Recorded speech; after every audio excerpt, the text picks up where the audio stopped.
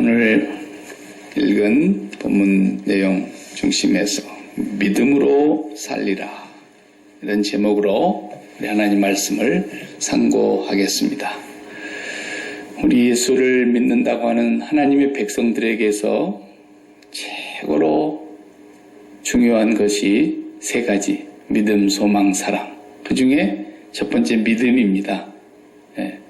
그리고 믿음 안에서 믿음으로 바라다보는 소망. 눈에 보이는 건 소망이 아니라 그랬어요. 그러니까 예수 믿는 사람은 눈에 보이는 소망을 갖지를 말아야 된다는 뜻이에요. 괜히 또 눈에 보이는 소망을 하나 만들어 놓고 믿습니다 주여 이러고 앉아 있으면 그 믿음이 아니고 뭐라 그랬어요? believe. 신념이에요, 신념. 예수 안 믿는 사람들이 그렇게 사는 겁니다. 그 사람들은 믿음이 없으니까 그 신념을 갖고 사는 거예요. 그 신념이 믿음인 줄로 우리 그리스도인들이 착각하면 구원 못 받습니다. 절대로 신념과 믿음은 하늘과 땅 차이예요. 신념은 사람에게서 나오는 거예요. 믿음은 하늘로부터 오는 하나님의 은혜요 선물이에요. 그러니까 믿음이 굉장히 중요하고 그 믿음을 근거로 소망을 갖는 거예요. 보이는 소망을 누가 바라리요? 보이지 않는 소망이기 때문에 믿고 바랄지니라 그랬어요. 믿음으로 소망하는 거예요. 그것이 이제 우리에게 굉장히 중요한 말씀인데 오늘 갈라디아서에서 그것을 말씀하려고 그래요.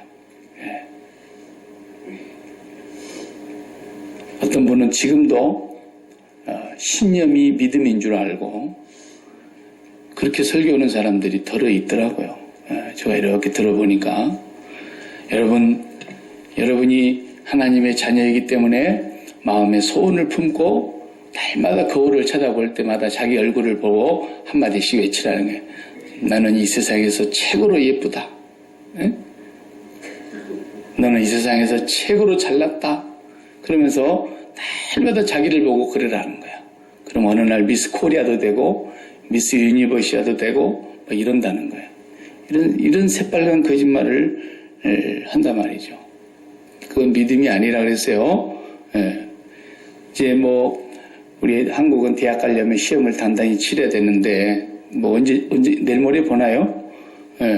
그 시험 보는 학생들 보니까 걔네들은 걔네들대로 고생이지만 그저 또 절간을 비춰주는 거 보니까 절간에서 그냥 우리 아들이 이번에 시험을 잘 보고 성적이 잘 나와서 원하는 대학에 들어가게 해 주옵소서 그러면서 계속 절을 하더만요. 그 속에도 25%는 합격이 나옵니다. 소원대로 되는 합격 말입니다. 그러니까 그거 보편적으로 어디나 다 있는 거예요. 기독교에만 있다 그러면 그건 믿음이 아니에요. 그건 신념이에요. 신념을 가지고 공부한 사람들도 25%는 합격을 합니다. 그런 걸 믿음이라고 절대로 하지 않습니다. 그러니까 앞에 우리 찬양 부를 때 잠깐 소개했지만 내가 믿음인지 신념인지를 뭘로 구분해야 되는 거냐 하면 하나님이 그렇게 될 것이라고 약속을 했냐 안 했냐라는 거예요. 하나님의 약속이 없는 걸 내가 마음속에 그리고 소원하고 그대로 될 줄로 믿습니다. 이건 그냥 신념으로 된 거예요. 그런 걸 믿음의 축복이라고 하지 않아요. 그냥 교회 안 다니고 종교가 없이 무종교도 나는 이렇게 될 줄로 믿는다. 그러면서 부지런히 노력해봐요. 25%는 된다니까요. 그런 것은 신념의 열매예요. 신념의 열매. 나는 안 죽을 줄로 믿습니다. 신념을 갖고 있는 사람이 날마다 그렇게 해봐 안 죽나. 결국은 그 신념은 무너지는 날이 옵니다. 그러나 우리는 하나님이 결코 죽음이 없다고 했기 때문에 우리는 죽음을 이긴 사람들이 될 것을 믿습니다. 이러는 거예요. 누구를 믿고 그러는 거예요? 하나님을 믿고 그러는 거예요. 하나님의 그 변할 수 없는 신실한 약속. 하나님의 입에서 나오는 말씀은 천지가 변해도 1.1핵도 땅에 떨어질 수 없는 없어지지 아니하는 하나님의 약속의 말씀을 믿으니까 우리는 죽음이 없다고 말이에요. 신념을 가진 자는 첫날 만날 하루에 1000번씩을 외치면서 나는 안 죽을 거야, 나는 안 죽을 거야. 그래도 그 멸망의 길로 갑니다. 이렇게 믿음과 신념이 다른 거예요. 그 사람들이 불가능은 없다, 또 그냥 하면 된다, 해보자. 다 신념에서 나온 소리예요. 그리스도인들이 그런 말들을 따라하면 안 돼요. 그리스도인들은 내가 긍정하기 때문에 긍정의 힘이 나를 살게 해주는 게 아니에요. 내가 긍정하기 이전에 하나님이 그렇게 약속했느냐, 그것을 먼저 봐야 돼요. 그것이 없는 모든 것은 자기 체면이고 자기 신념이고 그것에 의해서 사는 거예요. 구원받는 믿음이 아니란 말이에요. 그런데 놀랍게도 신념을 주장하면서 자기 신념을 계속해서 불어넣어서 그 신념을 믿고 날마다 시인하면서 나는 성공할 거야. 나는 성공하고야 말 거야. 반드시 너는 성공한다. 이렇게 외치면서 거울을 쳐다보고 자기 주문을 하면서 날마다 열심히 일어나서 뛰는 사람들 성공 많이 했어요. 그게 기독교인 줄 알고 우리도 그런 식으로 하게 되면은 그것은 하나님과는 아무 상관없이도 25%가 되는데 그 사람들이 큰 소리 치니까 우리가 정신이 좀 헷갈리는 거예요. 절대로 그런 게 아닙니다. 이것을 먼저 염두에 두고 오늘 우리가 이제 바른 믿음을, 올바른 믿음을 우리가 가지고 살아야 됩니다. 우리가 살다 보면 이 땅에 태어났다는 자체가 이미 고생을 바가지로 둘러쓴 거예요. 오늘도 우리 정미경 권사님이 이제 외손녀가 나온다고 양수가 터졌다고 지금 급히 올라갔어요. 이게 일주일 먼저 나오는 거야 보니까. 그 나오는 아이 때문에 얼마나 사람들이 기대하고 기뻐할 건데 본인은 결국 이 세상에 태어난 이상 죽는 날까지 얼마나 많은 수고와 땀을 흘리며 마음으로 고생하며 몸으로 고생하면서 살아야 될 것은 뻔한 거예요.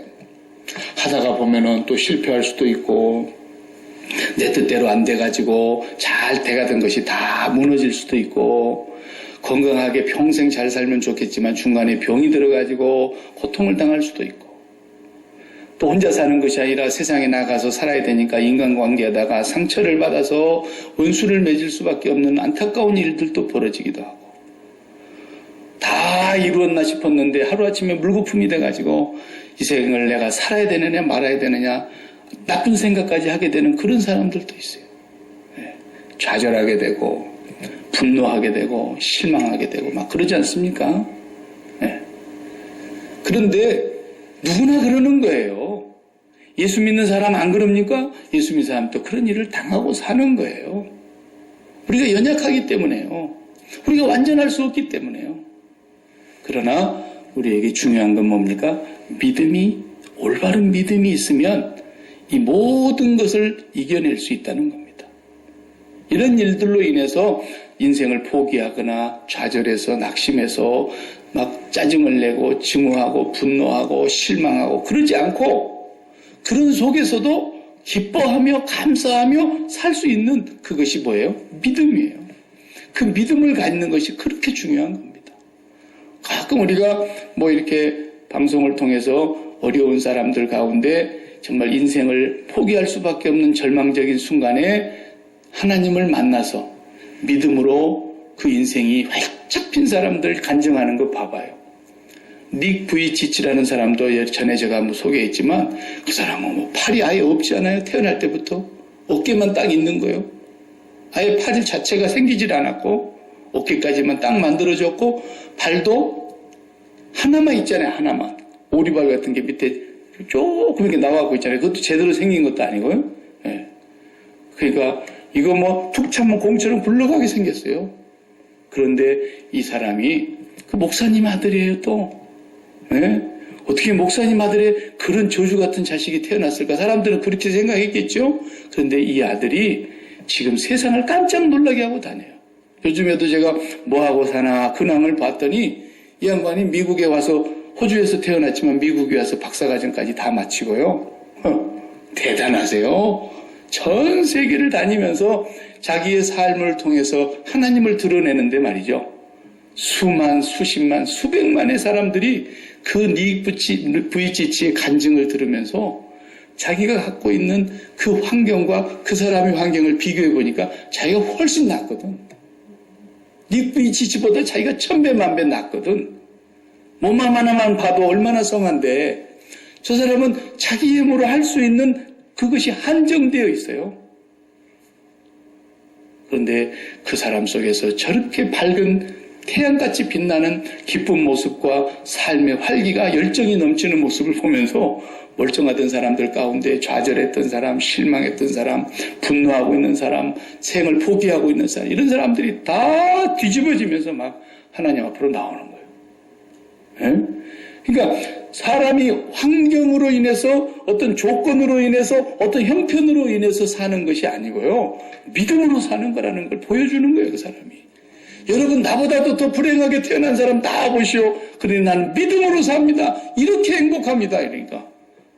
그렇게 좋은 환경에서 태어나가지고 그보다도 더 좋은 신체적인 조건을 가진 사람들이 다 입이 딱 다물어지는 거예요. 레나 마리아도 우리가 전에 한번 봤지 않습니까? 다리 하나만 있고 그분도 팔이 없잖아요. 그분은 다리 하나는 건데 반듯해요. 오히려. 그 외다리로 딱 황새에 이렇게 서 있듯이 외다리로 서가지고 간증하면서 Amazing Grace 부른 거 봤잖아요. 예? 믿음 하나가 사람을 이렇게 바꿉니다. 믿음 하나가 이렇게 큰 능력이 있는 겁니다. 신념이 아닙니다. 믿음입니다. 그 믿음으로 사는 능력을 하나님이 우리에게 주신 겁니다.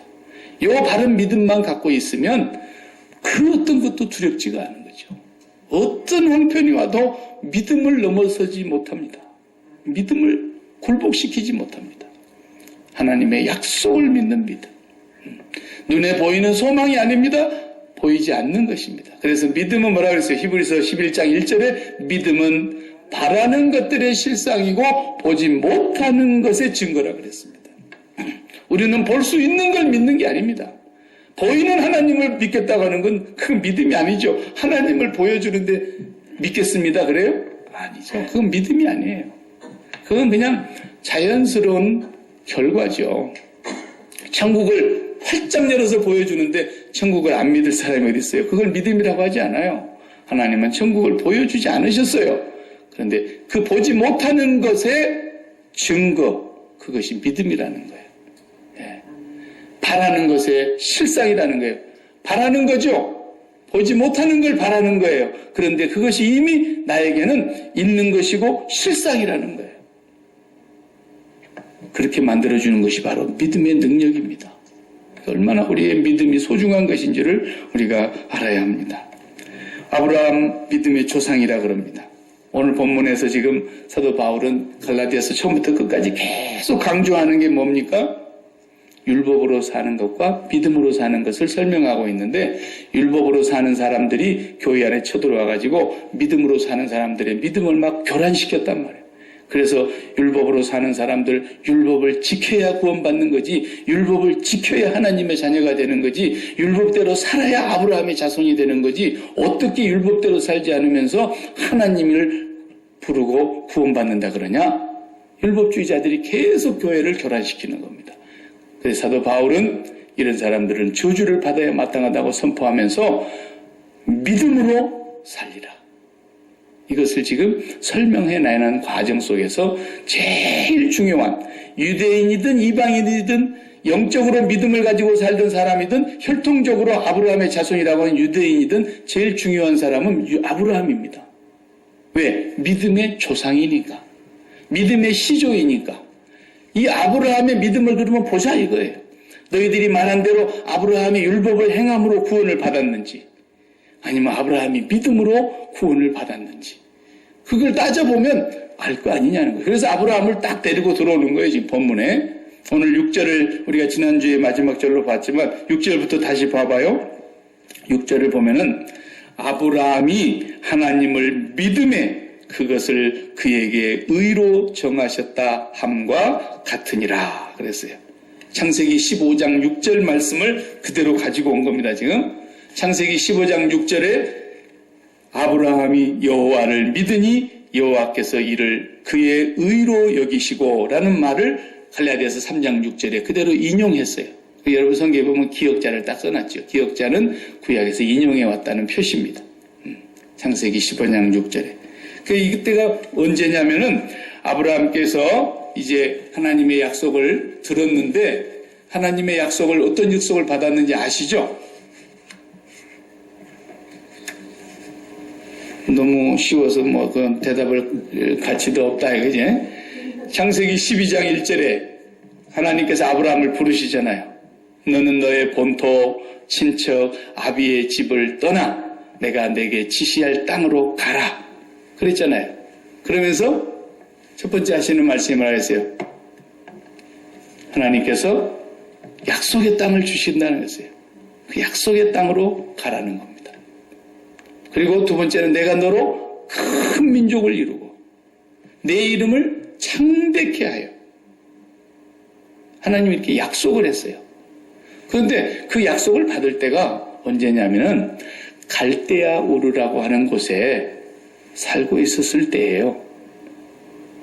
그러면 갈대아 우르라고 하는 그 메소포타미아 지역은 어느 땅이냐 하면 하나님을 전혀 알지 못하고 해의 신을 섬기고 달의 신을 섬기고 각종의 하나님이 만들어 놓은 피조물들을 신으로 섬기는 그런 땅이거든요. 그러니까 아브라함 아버지가 이름이 데라인데 데라도 그 우상을 섬겼고 유대인들의 전승에 의하면 전에 내려온 전성에 의하면 아브라함의 아버지 데라는 우상을 만들어서 잘 정교하게 깎아서 파는 그런 우상 장사였다는 거예요. 유대인들의 전승에 성경에는 그것까지 나와 있지 않은데 근데 그것을 우리가 가늠할 수 있는 본문이 하나 있어요. 여호수아 24장 2절을 보면은 분명히 거기서 그렇게 나와요. 아브라함의 하나님, 나홀의 하나님, 그 하나님이 아브라함을 부르기 전에 본디 그들이 메소포타미아의 갈대아 우르에 있었을 때에 데라가 강 건너 살면서 다른 신을 섬기고 있었다. 그렇게 나와 있잖아요. 여호수아가 그걸 얘기하잖아요. 그러니까 아브라함의 아버지가 저 강 건너 유브라데 강 건너에서 다른 신을 섬기고 있었을 그때에 하나님이 아브라함을 부르시는 거예요. 그러면서 하시는 말씀이 내가 너에게 약속의 땅을 주겠는데 거기로 가라. 그리고 내가 가는 그곳에서 내가 내 이름을 너로 인해서 큰 민족을 이룰 것이고 내 이름을 창대하게 해서 땅의 모든 사람들이 너로 인하여 복을 받게 될 것이다. 그래서 너는 복의 근원이다. 너를 축복하는 자는 내가 그 사람들에게 축복해 줄 거고 누가 너를 저주하는 자가 있으면 내가 그들을 저주할 것이다. 이 창세기 12장 1, 2, 3절 말씀 아닙니까? 근데 그 말씀을 하고 이 아브라함이 말씀을 믿고 갔다 그랬어요. 갔는데 내가 너로 인해서 큰 민족을 이룬다고 했으면 뭘 줘야 돼요? 자식을 줘야 된단 말이에요. 근데 이미 갈대아 우르에 있을 때 아브라함이 결혼을 했는데 창세기 11장 31절을 보면은 아브라함의 아내 사레가 거기 나와요. 사레가 잉태치 못한 여자였다고 나오고 있습니다. 자식을 가질 수가 없어요. 그런데 나이도 10살 차이지만 아브라함이 그때 떠날 때가 75세였으니까 아내는 65세였단 말이에요. 그러니까 이제 두 사람과의 관계 속에서 자식이 없고 아브라함의 아내는 잉태하지 못하는 불임이었다는 거예요. 성경이 그렇게 기록하고 있지 않습니까? 창세기 11장 30절, 31절 보면 그런데 믿고 갔다는 거예요. 갔는데 아직 자식이 없어요. 근데 종 하나를 데리고 갔어요. 엘리에셀. 종 중에서 두목이죠. 그 엘리에셀을 그냥 자기의 후사로 삼아서 자기의 재산을 다 물려주고 대를 잇게 하려고 했던 거죠. 그런데 중간에 여러분 아는 대로 이제 하나님이 주시지 않으니까 하가를 집어넣어 가지고 애굽에서 데려온 여자 하나가 또 애를 갖게 되고 이스마엘이 태어나고 다 예를 치고 그러지 않습니까? 그런데 하나님께서 아브라함에게 나타나십니다. 창세기 15장을 보면 뭐라고 하시는가 제가 읽어볼게요. 창세기 15장 1절에 이후에 여호와의 말씀이 환상 중에 아브라함에게 임하여 이르시되 아브라함아 두려워하지 말라. 나는 네 방패요 너의 지극히 큰 상급이니라. 아브라함이 이르되 주 여호와여 무엇을 내게 주시려 하나이까? 나는 자식이 없사오니 나의 상속자는 이 다메섹 사람 엘리에셀이니이다. 아브라함이 또 이르되 주께서 내게 씨를 주지 아니하셨으니 내 집에서 길 자가 내 상속자가 될 것입니다. 아니 큰 민족을 이루어준다는 약속은 도대체 어떻게 된 겁니까? 내게 씨를 주지 아니하시니 누가 나의 대를 이었겠습니까? 그러니 우리 집의 종 엘리에셀이 내 대를 이을 겁니다. 이렇게 얘기를 하니까 그 다음에 15장 4절에 여호와의 말씀이 그에게 임하여 이르시되 그 사람이 네 상속자가 아니라 네 몸에서 날 자가 네 상속자가 되리라 하시고 15장 5절에 그를 이끌고 밖으로 나가 이르시되 하늘을 우러러 무뼈를 셀 수 있나 보라. 또 그에게 이르시되 내 자손이 이와 같으리라. 이랬어요. 아브라함에게 그 말씀을 하시고는 잠깐 밖으로 나와라. 천막 밖으로 끄집어내가지고 밤하늘의 별을 바라다 보게 하시더니 저 별 셀 수 있니? 내 자손이 저렇게 많을 것이다. 이렇게 말씀하실 때 15장 6절에 아브라함이 여호와를 믿으니 그의 믿음을 그의 의로 여기시고 그랬단 말이에요. 이 말씀을 갈라디아서 3장 6절에 그대로 인용하면서 봐라. 아브라함이 의롭다함을 입은 것이 율법을 다 지켜서 의롭다함을 얻은 거냐? 율법을 다 해감으로써 하나님 앞에 의인이 된 것이냐? 아니면 믿음으로 의롭다함을 얻은 것이냐? 믿음의 조상 아브라함의 등장을 시켜서 이 율법주의자들을 지금 바울이 강하게 밀어붙이고 교회 안에 이 율법주의가 절대로 뿌리내리지 못하도록 지금 말씀을 하고 계시는 겁니다. 아브라함은 하나님을 믿었다는 겁니다. 뭘 믿었어요? 지금 자식이 없는데도 밤하늘의 별을 셀 수 없으신 만큼 그 별처럼 내 자손들이 네 후손이 땅에서 저렇게 큰 민족을 이루게 될 것이다 라는 하나님의 약속을 믿었다는 거예요. 신념은 아니에요. 믿음이에요. 그냥 애가 없는데 날마다 거울이 그때는 없었을 테니까 그냥 맨날 자기가 자기한테 주문하면서 나는 아들이 하나 있을 거야. 나는 아들이 하나 있을 거야. 이러질 않은 거예요. 신념을 가진 게 아니고 하나님의 약속을 그대로 믿었다는 겁니다. 지금은 자식이 없습니다. 아내는 아이를 가질 수 없는 상태입니다. 그럼에도 불구하고 하나님이 말씀하시니 하나님이 언약하시니 하나님의 말씀 그대로 될 줄로 나는 믿습니다. 했더니 하나님이 그 믿음을 의로 여기셨다는 거예요. 이것이 우리가 믿음으로 말미암는 복음을 말하는 겁니다. 그래서 아브라함에게서 한 씨가 태어났습니다. 육신으로는 이삭이 태어났지만 영적으로는 이삭의 후손으로 오신 예수 그리스도가 아브라함의 자손으로 태어나신 겁니다. 그래서 예수를 믿는 모든 사람들이 다 아브라함의 자손이 된 것입니다. 예수를 믿는 모든 사람들이 지금 하늘의 별과 같이 온 열방 가운데 이어져 가고 역사가 아브라함 때부터 지금까지 한번 생각해 보세요. 얼마나 많은 사람들이 아브라함의 영적인 자손이 되었는지 하나님의 약속이 그대로 이루어졌음을 무엇으로? 믿음으로.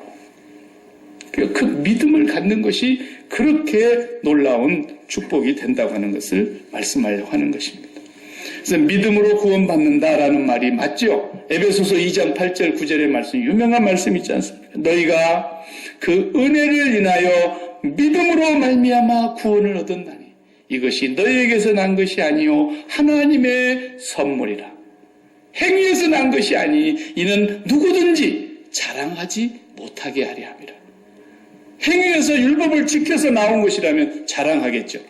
바울 사도도 예수 믿기 전에는 그 율법으로 의롭다함을 얻은 사람이라고 자기가 자칭 나는 율법으로는 흠이 없는 자야 이렇게 자랑했던 사람이었습니다. 그러나 이제 바울이 예수를 믿고 나니까 자기가 율법이 무엇인가를 알게 되었고 그 하나님의 율법의 말씀에 자기를 비추어 보니까 얼마나 자기가 죄인 중에 괴수였다는 것을 깨닫게 되는 것입니다. 아, 내가 절대로 율법을 지킬 수 없었구나. 내가 지킨 그것이 율법을 지킨 것이 아니었구나라는 걸 알게 된 거죠. 믿음으로 구원을 받는 것입니다. 그래서 분명하게 우리가 예수 그리스도를 믿는 그 믿음이 하나님의 놀라운 은혜를 받아들이는 하나의 통로가 되는 겁니다. 그 통로가. 네. 저 수원지에서부터서 물을 모아놨다가 그 물을 잘 소독해서 그 다음에 모든 시민들이 먹을 수 있도록 각 집집마다 다 물이 오는데 그 물이 오는 것을 보면은 그냥 물이 공중으로 막 날아오는 게 아니라 전부 수도관을 타고 파이프를 연결해서 오는 겁니다. 그 수도관이 우리 집까지 와야 우리 집에서 그 수도관을 열면서 물을 먹는 거지, 수도관이 우리 집 앞에 와 있질 않는데 집에 싱크대에다가 막 수도 파이프를 막 18K야 24K 막 금으로 갖다가 쫙 설치를 해놔. 그거 딱 틀어봐야 안 나오죠. 연결이 안 됐는데. 믿음은 바로 그 하나님의 어마어마한 놀라운 하늘의 신령한 복이 바랄 수 없는 중에 바라고 믿는 자에게 약속하신 그대로 이루어진다고 하는데 그 이루어지게 만드는 통로, 그게 믿음이라는 거예요. 그러니까 우리 믿음이 얼마나 소중한 것인가를 알아야 됩니다. 이 믿음을 우리가 선물로 받음으로써 하나님의 자녀가 되었고, 우리가 이 믿음으로 인해서 사망에서 생명으로 옮겨진 것을 믿으시기 바랍니다. 네. 믿음은 이렇게 좋은 거예요. 네. 믿기만 하면 되는 거죠. 그러니까 어떤 사람은 전도를 해보면 그래요. 요즘은 제가 너무 담배를 많이 먹고 술을 많이 먹고 가끔 노름도 하고 그래서 난 아직 못 갑니다. 이거 다 정리하고 가야지. 내가 저렇게 하고 나가면 내가 교회 욕먹이고, 나는 예수 믿는 사람들 가운데 그런 사람들이 교회 다니는 거 보면 도저히 나는 믿어지지가 않는데 나는 그렇게는 안 믿을 거니까 이제 내가 끊고 가겠습니다. 뭐 이런다고요. 자, 그런 사람 치고 교회 나온 사람 내가 아직까지 본 적이 없어요. 절대 그거 끊고 나오려고 하는 사람은 믿음 안 생깁니다. 성경은 집을 나갔던 탕자가 자기 꼬라지를 보니까 이대로 죽게 생겼어요. 내 아버지 집에는 종들도 풍요롭게 먹고 풍족하게 누리고 살 텐데 나는 여기서 주려 죽는구나. 그러면서 내가 하늘과 아버지께 죄를 범하여 싸우니 나를 자식으로 여기지 마시고 품꾼 중에 하나라도 나를 여겨주시고 불쌍히 여기사 나를 받아주시옵소서. 그리고 가리라. 그리고 일어서서 갔다는 거예요. 예? 신발도 없습니다. 다 떨어진 신발 밑에 그냥 발바닥이 그냥 그대로 내보이는 신발을 걸치고 갔는지 모르겠어요. 그리고 다 떨어진 옷이에요. 그리고 손에 가락지가 있기를 합니까? 목욕을 제대로 했겠습니까? 돼지 취업 열매도 먹을 것이 없어서 배를 굴고 있다가 가는 건데, 그런데 그 사람이 마음에 내가 이렇게는 못 가지. 어디 가서 내가 다시 일을 해서라도 옷이라도 한 벌 사 입고 신발을 하나라도 제대로 신고 이러고 내가 머리를 깎고 가야지. 못 오는 거죠. 그러면 그대로 왔어요.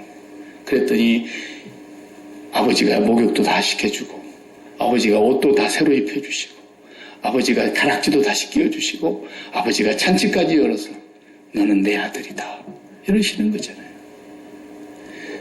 우리 아버지가 그런 아버지라는 걸, 그렇게 사랑이 크신 아버지라는 걸, 그리고 무조건 용서하시는 아버지라는 것을, 돌아오는 자에게는 어떤 죄를 지었어도 용서해 주시는 아버지라는 그 사랑을 믿고 가는 자는 그 믿음 때문에 하나님 앞에 구원을 받는 겁니다.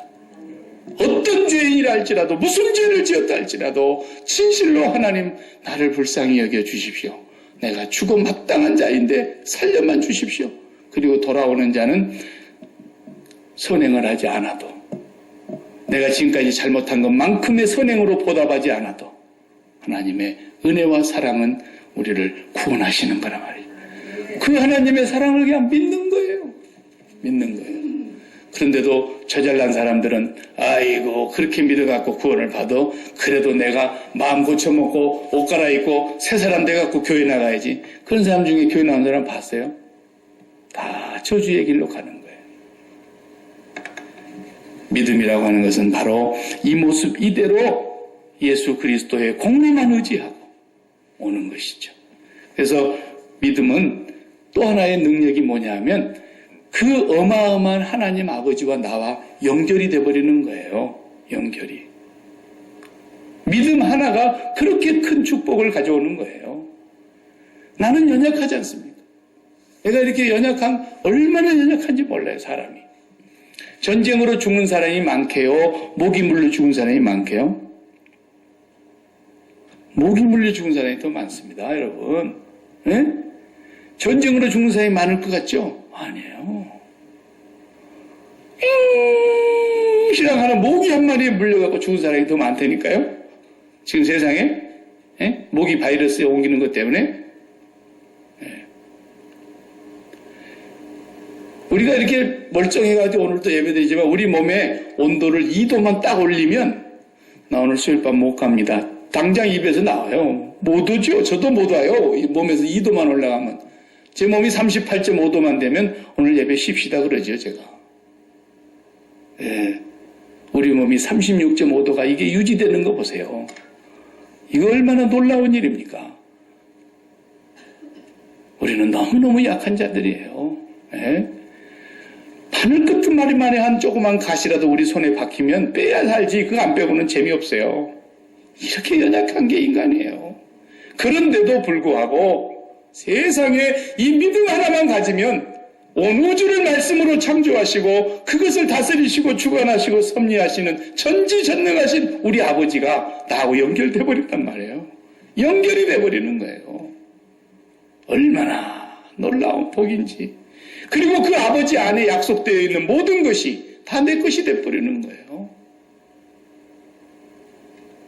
예수님이 기도를 하시는데요. 십자가를 앞에 두고 기도하시는 장면을 보니까 요한복음 17장이 그거 아닙니까? 요한복음 17장 4절부터 마지막 절까지가 예수님 기도예요. 긴 기도, 성경에 나와 있는 최고로 긴 예수님의 혼자 하신 기도라고요. 그 기도 가운데 기도의 내용을 보면은 여러 가지 기도하셨지만 최고 중요한 기도의 내용을 엑기스로 딱 뽑아내놓고 보면 뭐냐면 아버지요. 제가 이 세상에 오기 전에 창세 전에 아버지와 함께 있었을 때에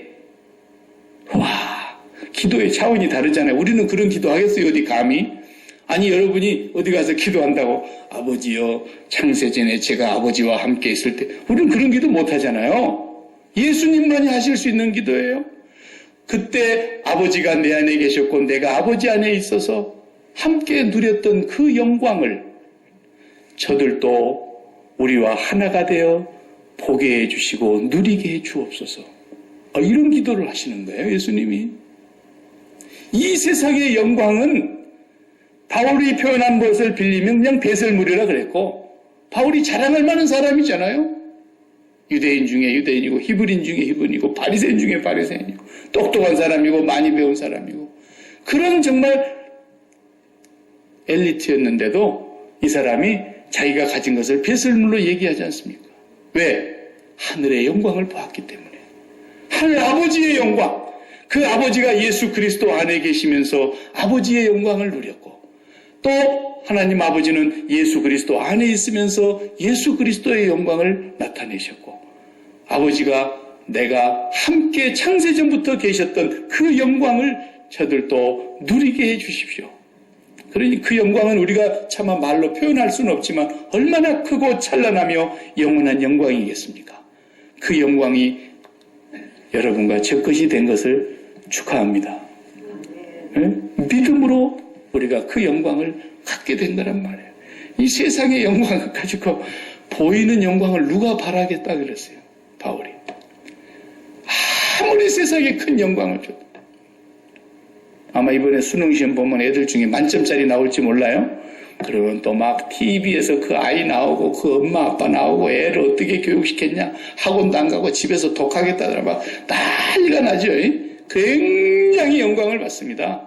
그래가지고 그 아이를 그냥 여기저기다가 다 입학 어플리케이션을 넣어봤더니 미국에서도 최고 가는 대학에서 서로 데려가려고 4년 장학금에다가 대학원까지 졸업하면은 교수로 채용하겠다고 막 이런 엄청난 베네핏을 요구하면서 그 인재를 빼앗으려고 그러잖아요. 그러면은 그 아이의 영광이 보통이 아니에요. 근데 바울은 그 영광을 보고 뭐라 그래요? 보이는 거야, 안 보이는 거야? 보이는 거랍니다. 예? 보이는 걸 누가 말해? 배설물 같은 거지. 이렇게 말했다는 거예요, 바울이. 왜? 하늘 아버지의 영광 너무 크기 때문에. 하늘의 영광, 하늘의 영광, 나의 맘속에 차고도 넘쳐. 하늘의 영광을 바라다 보니까 세상에 그런 아무리 찬란한 영광도 배설물처럼 보이는 그 영광이 믿음을 가진 사람들이 아버지와 연결이 되는 순간에 예수 그리스도 안에서 창세전부터 누렸던 그 영광이 저와 여러분의 것이 되는 것입니다. 그러나 우리는 축복을 이미 상속받은 사람들이기 때문에 그래서 너무 기쁜 거예요. 그래서 너무 감사한 거예요. 그래서 너무 행복한 거예요. 그래서 너무 만족스러운 거예요. 더 바랄 것이 없어요. 그래서 여호와를 기뻐하라. 우리는 기뻐하고 나가는 거예요. 기뻐가지고. 세상의 영광을 바라고 나가는 게 아니에요. 세상의 영광을 하나를 얻기 위해서 그렇게 간절히 기도하면서 힘쓰고 애쓰는 게 그게 뭐라고요? 율법주의라니까요. 우리는 그런 세상의 영광을 얻기 위해서 그런 눈에 보이는 소원을 마음에 품고서 막 가서 쳐가면서 그냥 부처한테 비는 사람처럼 교회 나와가지고 매 몸을 막 이러면서 해봐도 그 영광은 폐설물 같은 영광이라고. 우리는 이미 기뻐서 그 영광을 바랄 수 없는 중에 바라고 믿습니다. 왜? 아버지가 약속했기 때문에. 내가 신념으로 갖고 있는 영광이 아닙니다. 천하를 주고도 바꿀 수 없으며 하늘이 두 쪽이 나도 없어지지 아니할 하나님의 말씀이 약속하고 있기 때문에 신실한 그 하나님의 약속을 내가 믿기 때문에 그 영광은 내 것이 된 줄로 믿습니다. 그 영광 때문에 기뻐서 더 이상 세상의 것으로 기뻐할 이유가 없잖아요. 그러니까 우리가 기뻐갖고 떡 나가가지고 오늘 또 하나님이 주신 돈도 받아갖고 오고. 왜? 돈 때문에 기뻐하려고 나간 게 아니니까. 많이 벌어서 기쁘고 적게 벌어서 기분 나쁘고 그러려고 나갔습니까? 아니죠. 여호와의 영광으로 이미 기쁘고 이미 감사해서 오늘 또 나가서 모든 일을 감당할 때에 우리는 그냥 본사에서 파견 나온 직원으로 쓱 가서 한번 하나님의 일을 살펴보고 오는 거예요. 믿음을 가진 사람은 이렇게 스케일이 크단 말이에요. 세상에 째째한 거 하나 가지고 그런 거 가지고 나 안 알아준다고 그냥 서운해가지고 주보에 나 이름이 빠졌나 들어갔나 이런 이게 무슨 이런 이걸 믿음이라고 하겠어요. 말도 안 되는 거예요. 믿음이 얼마나 좋은 건지 몰라요. 믿음 하나면 이렇게 엄청난 무궁무진한 발전소가 있다고 해봅시다. 전력이 소모되지 않고 아무리 갖다 써도 고갈되지 아니하는 그런 발전소에서 전기를 보내주는데 전선이 우리 집까지 연결돼야지요. 연결이 안 되면 무슨 가전제품을 그렇게 세계에서 제일 좋은 걸 사다 놨다고 해도 무슨 소용이 있겠냐고요. 그런 건 다 신념입니다. 신념. 아무 소용이 없는 거예요. 자기한테서 나오는 거예요. 네. 맞다잖아요. 응? 그러니까 하늘로부터서 그 무궁무진한 하나님의 고갈될 수 없는 영원한 그 축복이 아브라함에게 약속이 되어 있었는데 아브라함이 믿음으로 의롭다함을 받은 것처럼 우리도 믿음으로 그 아브라함의 자손이 되어서 아브라함에게 언약한 그 언약이 저와 여러분 것이 되는 것이고 하나님과 연결이 되면서 하나님 안에서 예수 그리스도로 말미암아 주신 모든 언약이 다 내게 이루어질 것이며 내가 그렇게 큰 하나님의 영광스러운 자녀라는 것을 생각하면서 이 믿음으로 가지고 세상에 나가서 고개 들고 어깨 펴야 되는 거예요. 그 사업하다 쫄딱 망해가지고 그냥 이걸 내가 죽어버려 마라 이런 정도 갖고는 안 되는 거예요. 믿음을 가지면 얼마나 놀라운 축복이 우리에게 일어나는지 말로 다 할 수 없어요. 마지막으로 오늘 본문에서 2장 13절 14절을 읽어보세요. 13절 14절 그리스도께서 3장 13절 14절 그리스도께서 우리를 위하여 저주를 받은 바 되사 율법의 저주에서 우리를 속량하셨으니 기록된 바 나무에 달린 자마다 저주 아래 있는 자라 하였음이라. 이는 왜 그랬어요? 그리스도 예수 안에서 아브라함의 복이 이방인에게 미치게 하고 또 우리로 하여금 믿음으로 말미암아 성령의 약속을 받게 하려 함이라. 아멘. 믿음이 주는 또 하나의 놀라운 축복이 뭐냐면 내가 하나님과 연결되어서 하나님의 무궁무진한 그 은혜가 나에게 다 임하는 것은 말할 것도 없거니와 그 복이 또다시 어떻게 된다는 거예요? 나를 다시 통로로 해서 나를 매개체로 해서 나를 도구로 삼아서 아브라함을 믿는 자들에게 아브라함의 믿음으로 예수 그리스도를 믿는 자들에게 이 놀라운 축복이 이방인에게 미치게 하려고 하시는 하나님의 꿈이 있었다는 거예요. 하나님의 비전이 있었다는 거예요. 그것이 바로 우리가 전도와 선교를 통해서 지금 뻗어나가고 있는 것입니다. 우리가 복음을 전함으로써 성경은 무엇을 찬양합니까? 아름답도다. 아름답도다. 복음을 전하는 자들의 발이요. 그렇잖아요. 산을 넘고 물을 건너서 복음을 전하는 자들의 발걸음. 듣지도 못한 일을 어찌 믿으리요. 믿지도 못한 일을 어찌 부르리요. 그러므로 오늘 또 그들이 나아가서 복음을 전하면서 누구든지 예수를 믿게 하면 예수를 믿는 자들의 그 복이 나에게 임한 것과 같이 또 나를 통하여 하나님의 무궁한 복이 이방인에게로 흘러나가게 하는 복. 이걸 우리가 잘하면 이것이 하나님의 최고의 소원이었어요. 그것을 이루게 하시려고 예수께서 오셔서 우리가 받아야 될 율법의 저주가 뭡니까? 율법을 지키지 못한 자들에게 임하는 심판 아닙니까? 그리고 그 지혜의 싹은 사망이요 영원한 형벌인데 그 율법으로 지키지 못한 자들의 저주를 예수 그리스도께서 다 받으셔서 그 우리가 받아야 될 저주의 값을 지불했다. 속량하사 그렇게 하신 이유는 모든 이방인들에게 이 믿음으로 말미암아 아브라함의 복이 미치게 하려고. 그러니까 오늘 우리가 믿음으로 말미암아 전도와 선교를 통해서 이 예수 그리스도를 믿음으로 구원을 받는 이 축복을 나누어야 된다는 것입니다. 하나님의 그 간절한 소원 때문에 독생자까지 아끼지 아니하시고 세상에 보내셨다고 한다면 하나님의 최고의 소원이며 하나님의 최고의 비전이며 오늘 우리가 가져야 될 최고의 꿈이어야 된다는 것입니다. 우리의 바람이 되어야 된다는 것입니다. 그렇게 될 때 하나님께서 우리를 이 땅에서 그분의 영광을 위해서 사용하실 것이고 우리가 이 세상에 살면서 뭘 걱정할 일이 있겠냐는 거예요. 하나님이 우리의 갈 길을 당신이 염려하실 거라는 거예요. 우리가 이 땅에 사는 동안에 그 일만 잘해도 이 교회가 깨어서 그 일만 잘해도 하나님은 우리가 이 땅에 살아가는 동안에 우리의 삶을 그분이 인도하시고 보살피시고 보장하실 거라는 거예요. 우리가 고아가 아니잖아요. 그분이 우리 아버지신데. 그래서 먼저 그의 나라와 그의 의를 구하는 것이 바로 이 이방인에게 이 복이 우리도 이방인이잖아요. 우리도 이렇게 복받은 것처럼 이 복이 또 다른 이방인들에게 계속해서 퍼져서 아브라함에게 약속하신 대로 하늘의 별과 같이 셀 수 없는 큰 민족을 이루게 하신 하나님의 뜻이 있었는데 4,000년 전에 아브라함은 그걸 믿었다는 것입니다. 믿음으로 의롭다함을 얻었다. 이 믿음이 우리에게 있다면 오늘 뭐라 그랬어요?